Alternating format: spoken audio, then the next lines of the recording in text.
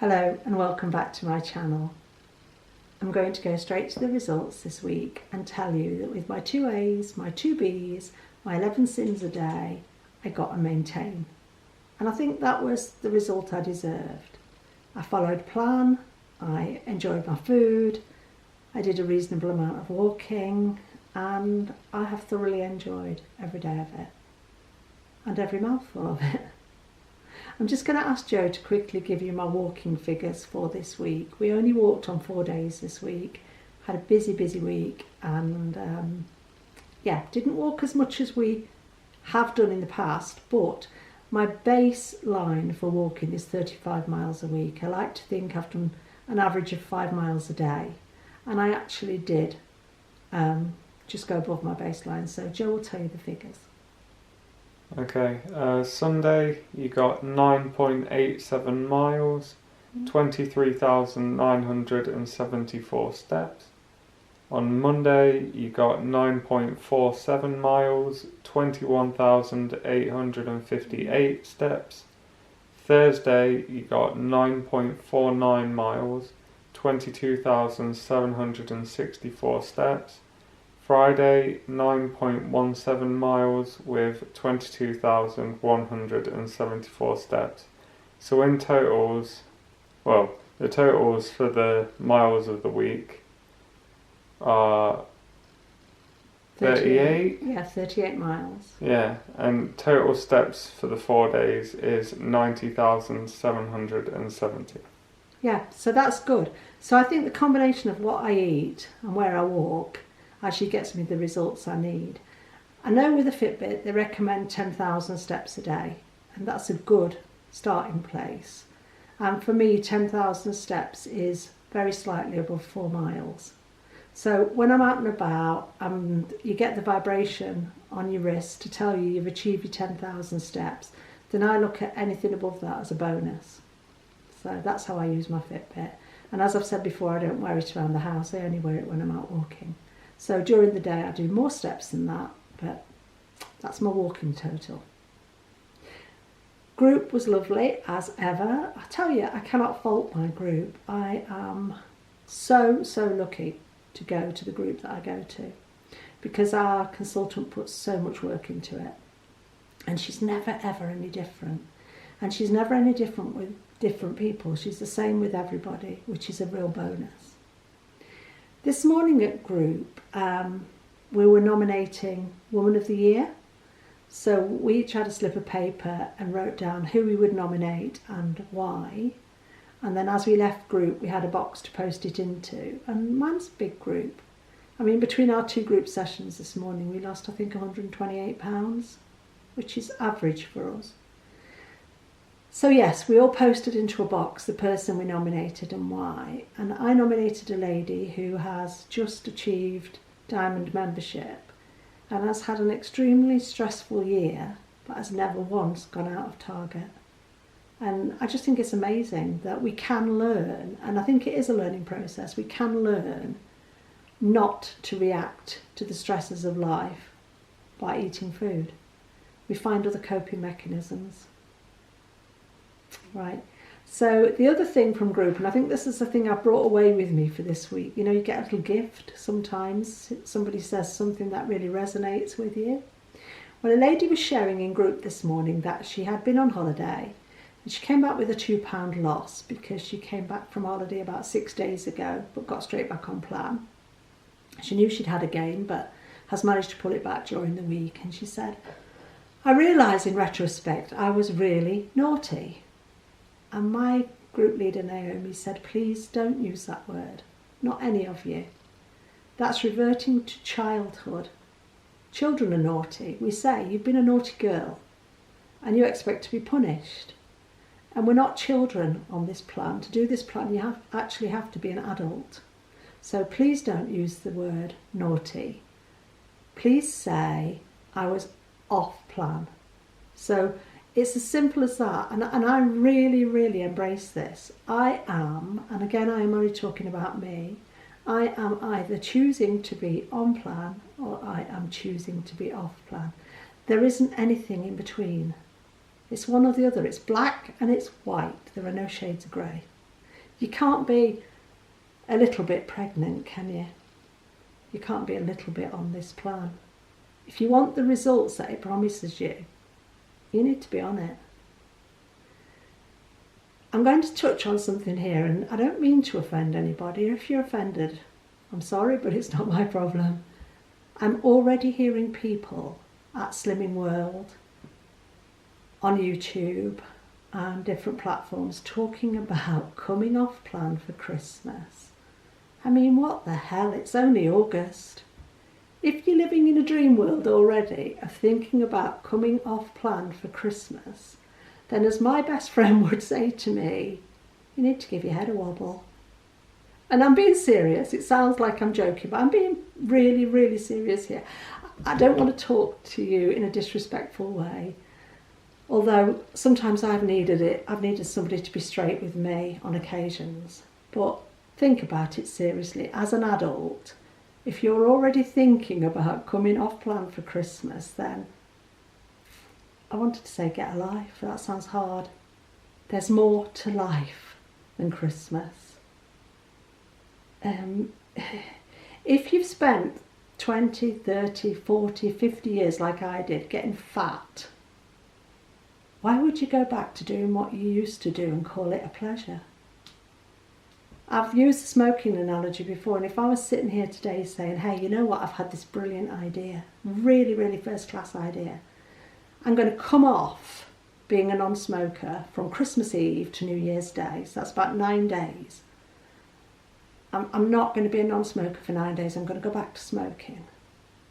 I've used this analogy before. You don't think I was mad?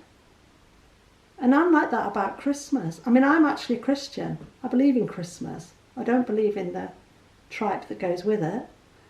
But on Christmas Day, I'll have a really good Christmas dinner. I won't have Christmas pudding or mince pies because I don't like them. But I will have a dessert. Excuse me. I will have a drink if I want one. Probably would choose not to, but I don't know, see how I feel on the day.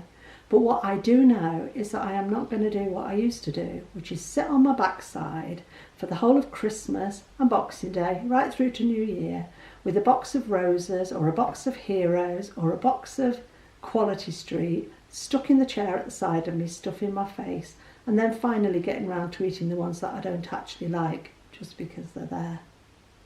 I don't need to do that anymore.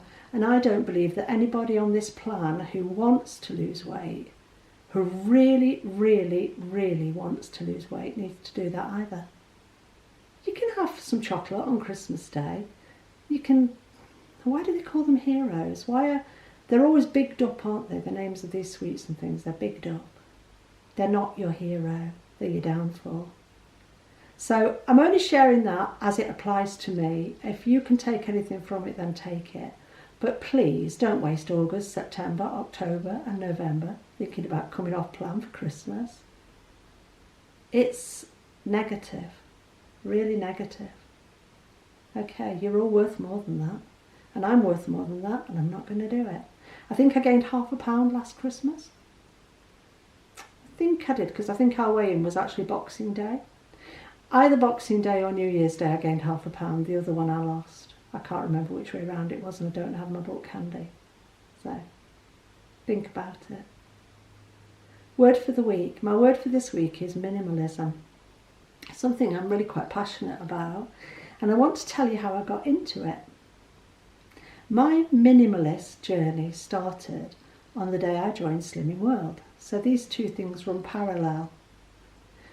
When I came home from my first morning at Slimming World, I emptied everything out of my food cupboards onto my kitchen worktops, and we went through it, and we decided from those goods what was on plan, what was off plan.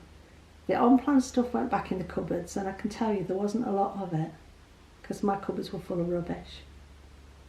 Well, worse than rubbish really. So everything that was on plan, the little bit there was, went back in the cupboard. Everything else went into carrier bags. And I don't remember whether we took it to the local food bank or we took it to the homeless shelter, because we support both. So it doesn't have to be thrown away.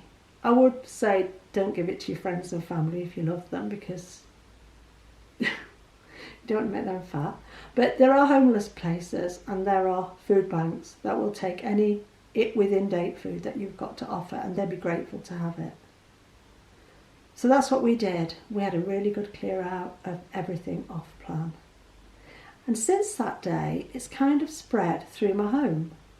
So systematically, but slowly, I've cleared out cupboards and wardrobes and drawers and the drawers under the bed and the coat closet and the pantry, the walk-in pantry, and to an extent encouraged Joe to do his wardrobes, and we've done Joe's art studio, and we've done the cupboard under the kitchen sink, and we've got a big oak chest and we've cleared that out, and my desk, and it isn't all finished because I do it in phases. I'll clear out so much and then there are some things I think I don't know, I'm not sure about this, and I might put it back, but a month down the line I might then choose to let it go. And it really has changed my life, quite dramatically really, because I used to hold on to the wrong things for the wrong reasons. I used to say I was sentimental and I must have keepsakes. I don't think like that anymore. Oh, you do still have keepsakes? Yeah, but not the way I used to have. I've still got some and I'm working through them gradually, but a lot of them I've let go. I do have some, like my musical box and things like that, but I have let go of an awful lot of stuff. Because what I've found over this period of time is that my memories of people, like I'm working through currently stuff that was my grandmother's. I've got rid of 50% of what I had, and I'm finding homes for the other stuff. I don't believe in just throwing it away. That would be disrespectful. But for example, I had some Catholic rosaries from the First World War that my grandma's brother brought back. And I'm not a Catholic, and I'd had these for a long time. And when I realised last year they were actually 100 years old, I found a Catholic friend who had a grown-up son who had a little girl, and I gave the son my adult rosary, and I gave the little girl the child's rosary. Now they use them to pray with, and isn't that better than them being stuck in a box at the back of a cupboard? And I'm systematically working through my possessions in that way. I've always been a bit of a collector. I used to collect thimbles at one time. Richard would remember I had hundreds and hundreds of thimbles, until I found another collector and I gave her my collection. I used to collect handbags. I would imagine 30, 35 handbags at this time last year. And I've given them, how many of them have I got left? 1, 2, 3, 4, 5. I've got 6 now. So that means I've given away 29.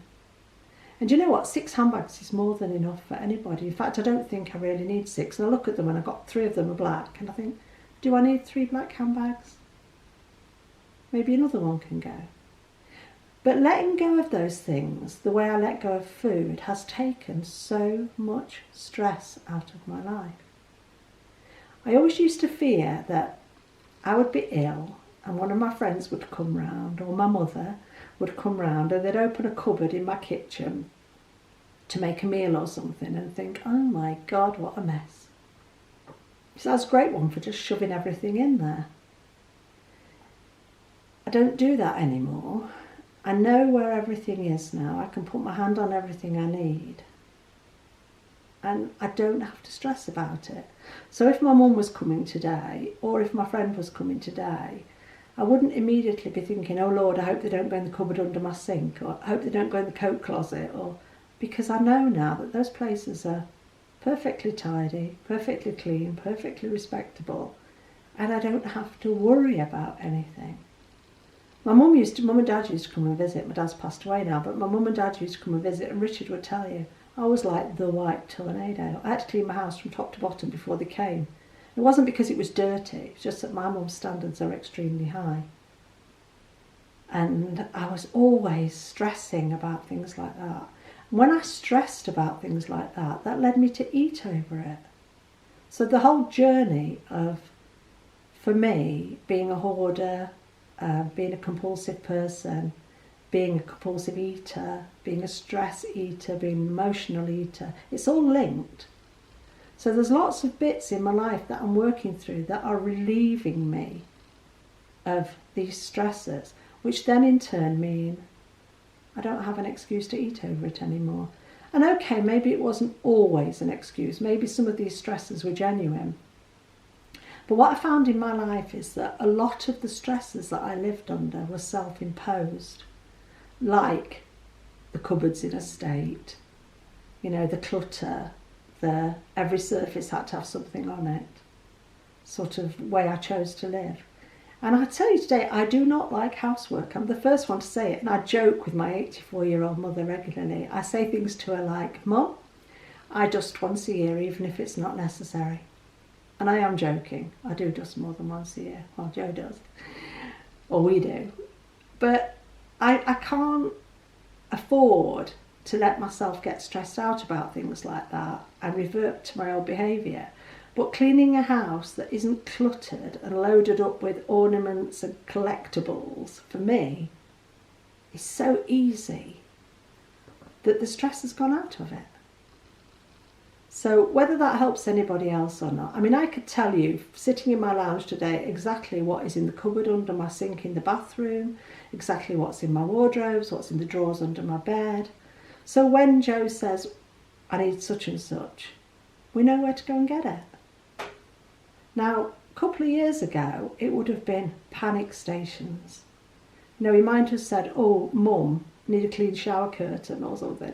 Panic stations, where on earth have I shoved those? We don't live like that anymore. And because we don't live like that anymore, I don't stress about it, I don't eat over it.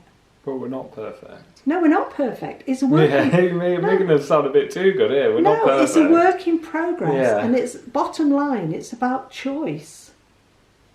But I'm not going to pretend I don't do these things just so people think, oh, she's not perfect or she is perfect. I am not perfect. I've got some shit stuff going on in my life this week to do with family stuff, not close family, but family stuff and health issues and things. And believe me, I could sit here and I could cry today with things that are going on. But that won't help anybody else and it wouldn't help me. And I could bury my face in a cream cake, but that won't help anybody else and it won't help me. I'm going to tell you the green skirt story. This is quite a funny one. The one thing today I am not minimal with is clothes. I like clothes today, I never used to. And if I see something today and I like it and it fits me and I can afford it, I'll buy it. So I'm not minimal with clothes, I'm not minimal with shoes. I've just given away quite a lot of shoes. But since then I did actually manage to buy 3 new pairs. But I'm better than I used to be. I am a work in progress. But years ago, I used to have a really nice job in insurance. And I worked in an office, so we dressed for the office. We weren't allowed to wear trousers. We wore skirts and jackets or skirts and blouses, tops, whatever. As I got bigger and bigger and bigger and clothes got more and more expensive in Evans and I had a mortgage and I lived, I was single and all these sort of things. So you've got to watch pennies. And I actually got to the stage where I had 2 skirts that fit me, a black one and a green one. And then one day at work, somebody knocked a bottle of what we used to call Snowpake correction fluid over and it went right down the front of my black skirt. And okay, there were apologies, but that was one of my 2 skirts ruined. And after that, the budget was a bit tight. Couldn't find anything to fit anyway because I'd got so big. So I used to wear the same skirt to work 5 days a week. And I used to wash it and dry it and iron it on a Wednesday night for Thursday and Friday. And I look back on that now and I am, in a way, cringing with an embarrassment. And in another way, thinking, oh God, Jane. All you needed to do was stop filling your face and you didn't need to live like that. So the green skirt holds a lot of memories for me. The one thing I would never buy today is a green skirt. I'm sorry, but the battery's getting low. Okay, I'm going to have to go, the battery's getting low. But yeah, minimalism. It's worth starting with food. Get rid of everything you don't need. Get rid of everything that's not on plan. If you don't need to eat it, your family don't need to eat it. Care more about yourself. Thanks Nikki Connolly for the mention in your video this morning, and babe, I do watch you. And remind me next week, or remind me, if somebody can remind me, I'm going to talk next week about the go-to food plan for the day. So, gotta go, things to do, battery flashing, and remember, it works if you work it, it won't if you don't. Have a great week. Bless you. Bye. Thank you to Ashley Binder from Joe. All right. Okay, Okay, bye. Bye.